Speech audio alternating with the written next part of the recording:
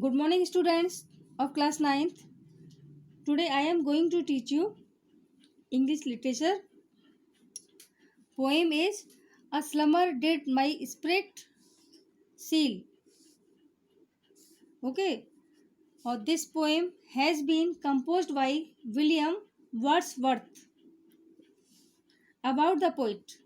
William Wordsworth was born on 7 April 1770 in Cockmouth, Cumberland, England. John Wordsworth and Anne Coxon were his parents. Wordsworth began his education at a low-quality local school and then a school in Penrith. After it, he was sent to Hawkshead Grammar School in Lancashire. He also joined St. John's College, Cambridge. His works include the Prelude, Lyrical Ballads, and the Exertion. He also wrote Lucy poems. Wordsworth is known as a poet of nature. He died on 23 April 1850. About the poem, A Slumber Did My Spirit Seals is one of Wordsworth's Lucy poems. Although Lucy's name is not mentioned here, this poem is about premature death of Lucy, whom the poet loved dearly. Lucy is dead. Now she can feel nothing worldly. Now she lies buried. Her body is put into the ground.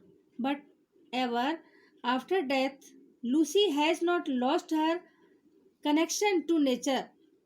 Now she is a part of the earth's diurnal course. Okay, and this poem is about the death of a loved one. How does the poet feel when he thinks about her death? How does he imagine her to be after death?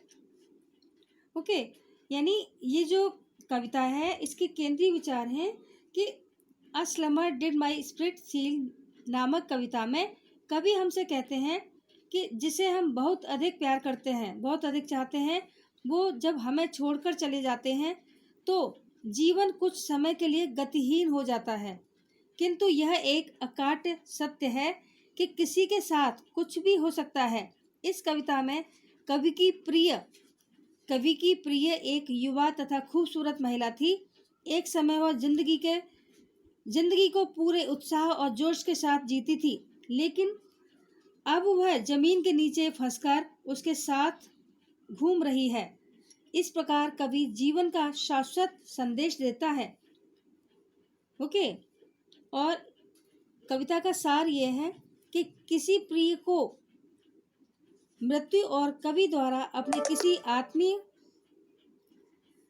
किसी आत्मीय की मौत के बारे में सोचने से संबंधित भावनाओं के बारे में है। कवि अपने प्रिय की मृत्यु से संबंधित कल्पना का वर्णन करता है। यह कविता एक शोक गीत की तरह है। इस कविता में कवि यह कहकर उसे अब कोई मानवीय डर नहीं है, उसकी मृत्यु को अमरत्व प्रदान करना चाहते हैं। जब अब पृथ्वी के वर्ष उसके लिए कोई चिंता का विषय नहीं रह गए हैं, क्योंकि वे अब उसे उम्र दराज नहीं बना सकते। दूसरे पक्ष में वे उसके मृत शरीर का वर्णन कर रहे हैं। अब वह अपना कोई शारीरिक क्रियाकलाप अथवा गति करने में सक्षम नहीं है। अंतिम दो पंक्तियों में कवि यह बताता है कि अब वह जमीन के नीचे अपने पथ पर घूम रही है। वह कहता है कि अन्य पत्थरों, चट्टानों तथा पेड़ों की तरह वह भी पृथ्वी के साथ घूम रही है। ओके, यानी a slumber did my spirit seal, I had no human fears. She seemed a thing that could not feel the touch of earthly years. यानी कवि कहते हैं कि एक नींद ने मेरी आत्मा को जड़ कर दिया। ओके, अब मुझे कोई मानवीय भय नहीं थे। यह लूसी ऐसी वस्तु प्रतीत होती थी जिसे सांसारिक नश्वर वर्षों यानी समय के स्पर्श की अनुभूति नहीं हो सकती थी. Okay. No motion has she now, no force. She neither hears nor sees, rolled round in earth's diurnal course with rocks and stones and trees. Okay. यानी कवि कहते हैं कि अब उसमें कोई स्पंदन नहीं है, ना ही कोई शक्ति है, और वह ना तो सुनती है और ना देखती है. धरती के अंदर लेटे हुए उसकी यानी धरती की दैनिक गति पथ के साथ चट्टानों और पत्थरों और पेड़ों के साथ घूमते हुए है. Okay. Is that clear students? Thank you students. That's it for today.